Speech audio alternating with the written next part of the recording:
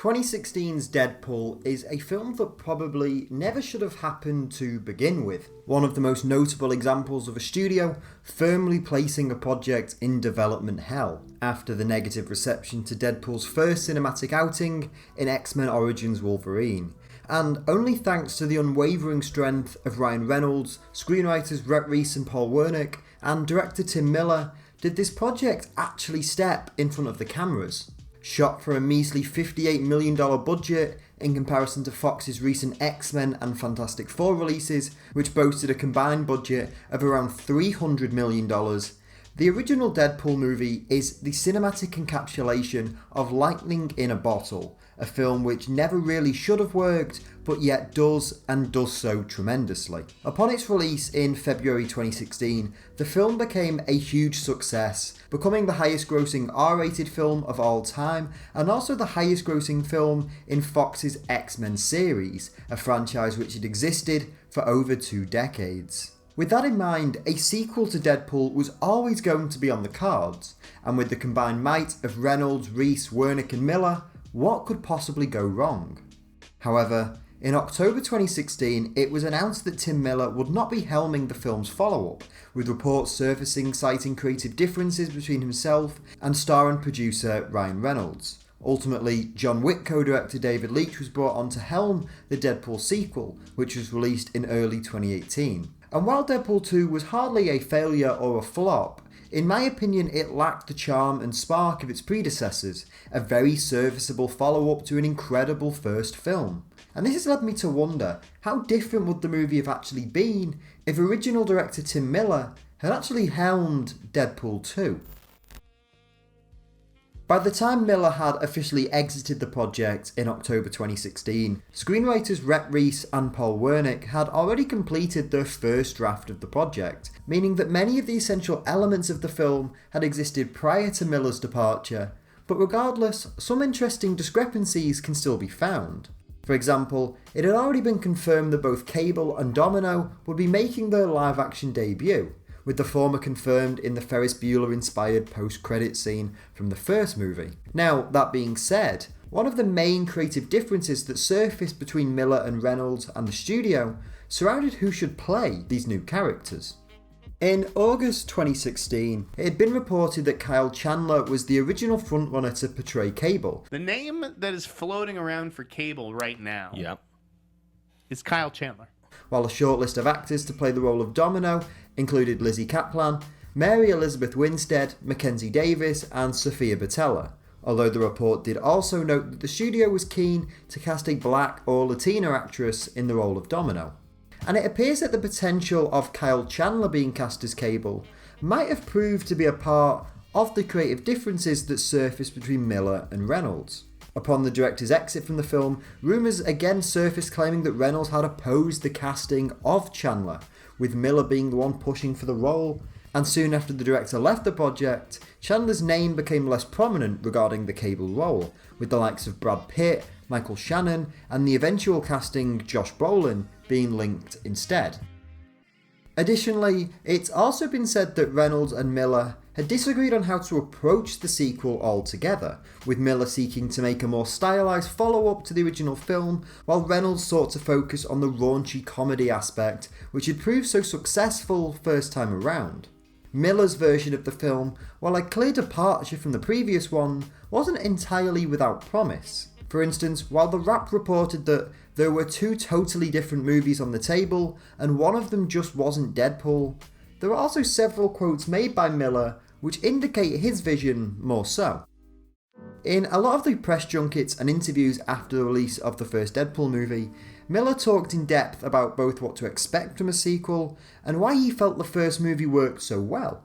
In his mind, the success of Deadpool wasn't necessarily down to its R rating or its attitude, but simply because it had a lot of heart, a lot of humour, and a main character that's different than anything that was out there. And when asked during an interview with Collider about plans for a sequel, he asserted that what you don't want to do is all that stupid stuff like, oh, now it has to be twice as big because people are going to be bored, or it's going to have 3 times the villains, suggesting that while it does appear he wanted to explore Deadpool's place in a larger world, he wasn't going to allow this idea to spiral out of control. That being said, the Wrap's initial reports did state that Miller had demanded a notable increase in budget for the follow-up, after having to cut back extensive amounts of CGI and action set pieces from the original film script, as well as having to remove an entire character in the villainous Dr. Kilbrew, who would have served as the criminal mastermind that the eventual villain Ajax would serve. Miller had noted his displeasure with this, citing that Ajax was one of the things he felt didn't work as well in the film, and something he wished he was able to improve on. And with that in mind, it is understandable as to why he felt that a larger budget was required. In terms of new additions to the series, as well as the aforementioned Cable and Domino, several unlikely cameos appear to have been planned. Recently, artist Alexander Lozano, who had worked on the film as a conceptual artist, released some unused designs from Miller's version of the film. These include alternate designs for Cable, Domino, this version noticeably not African American, and the Juggernaut, and also designs for a character called Bladesmith, a Deadpool villain with the ability to master every weapon and transform anything into a weapon. However, the most interesting part of Lozano's art are these rejected concept designs for the Fantastic Four, suggesting that Miller had intended to include the team in some role in the film. In particular, Lozano discussed a conversation with Tim Miller over the design of the team, notably the design of Ben Grimm the Thing. On his Instagram, he wrote that Tim was very precise when it came to the description of the Thing. He wanted to make sure that I orient myself in the design as close as possible to the comic template to finally give us, the fans, what we wanted to see on the big screen.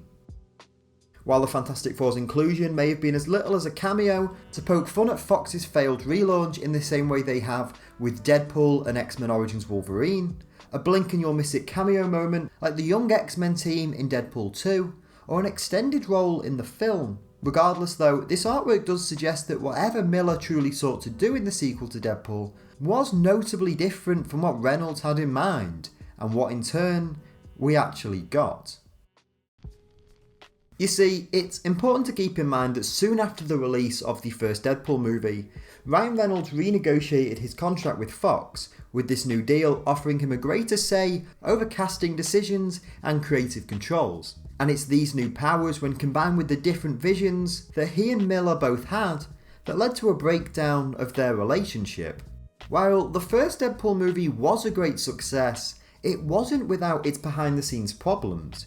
In a November 2016 interview with Screen Rant, Reynolds noted that making the movie was very, very difficult. There were vaguely scary fights in the post-production process that escalated quickly. Luckily, everybody's grown up, and at the end of the day enjoys and loves each other.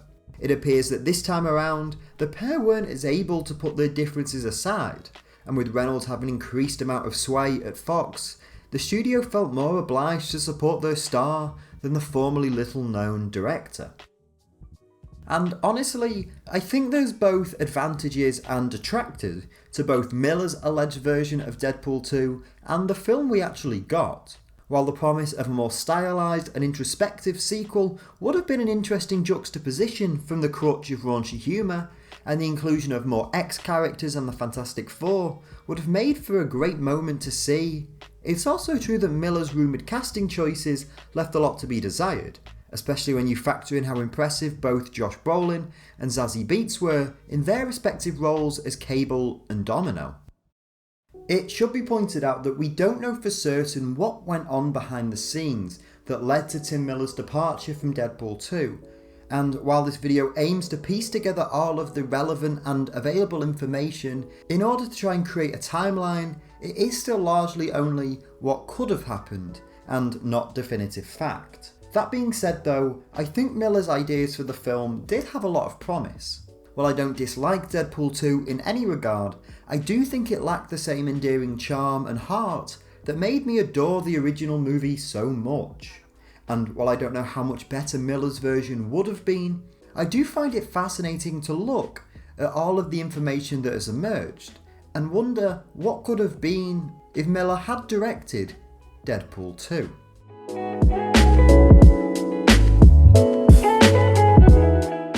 Hey everyone, thank you for watching today's video. I hope you enjoyed it. If you did, please make sure to leave a like on the video and also leave a comment down below and let me know what you thought about the video. What did you think of Tim Miller's original ideas for Deadpool 2? What do you think of the idea of the Fantastic Four showing up? And if they did, what role do you think they would have had in Deadpool 2? I can't wait to hear what you have to say about that. If you enjoyed this video, there should be some more videos on screen like the one you're watching, including a recent video I did analysing the behind the scenes history of the Shazam / Captain Marvel character. There will be a link to that on screen, along with some other playlists and fun videos you might also enjoy. You can find a written version of this video on my website, owenlikescomics.com, alongside a host of other interesting lists, articles and other things you might like, so go check that out. You can follow me on Twitter, just at owenlikescomics, and that's all for me, and I will see you all next Wednesday. So until then, take care and keep reading.